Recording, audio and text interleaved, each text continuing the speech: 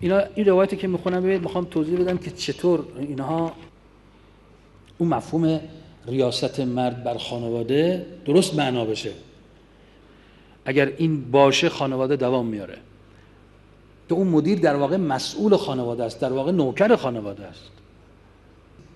خب اگه این ریاست باشه آقا مرد رئیس بشه، ریاستی که مرد حتی در غذا خوردن که چی میخوایم بخوریم ببینه خانمش چی دوست داره.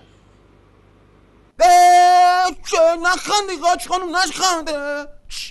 این یارو از خندی وزوز خندی یه چرت و چولایی به هم دیگه باف. شما چرا به ریشه مردان نظام جمهوری اسلامی میخندی؟ اونم اینجوری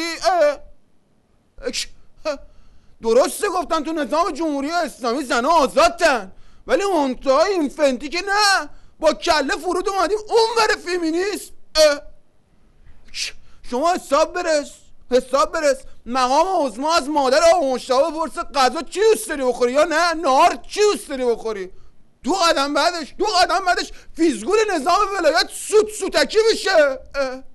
حرف آخر واس مرد ولایت مدار بزنه. قربون شکل دارم، صحبت ولایت مرد تو خانواده است، نه ریاست مرد تو خانواده. هر ریاست چه سوتسو میکنه؟ بفرمایید. گفت حرف آخر رو تو خانواده مسلمان مرد میزنه، اما اون حرف آخر چیه؟ میگه هرچه خانومم بگه.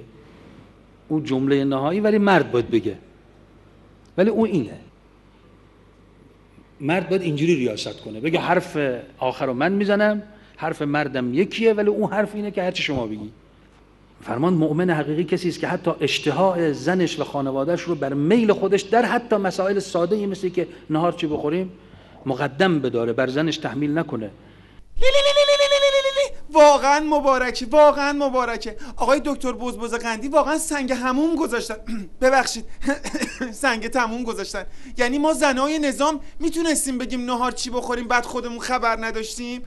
واقعا اگه زنای دنیا بفهمن نظام برای زنا چنین حقی قائله، پاشنه در بیت ولایت رو در میارن. به خدا الان که شما حق انتخاب نهار رو به ما دادید، حالا ما زنا باید تو مجلس شورای اسلامی برای حقوق بالاتری مبارزه کنیم. حق انتخاب شام و صبحونه و نجم آرپیجی اگه به این حق برسیم یه چادر کرپ دوشن شیک آستین خفاشی برات میخرم. نظام جمهوری اسلامی که توش زن شامونه ها رو ما رو چوب بزنه یعنی تلنگش در رفته. نجمه یه مانتو مقنعه هم با سام خر.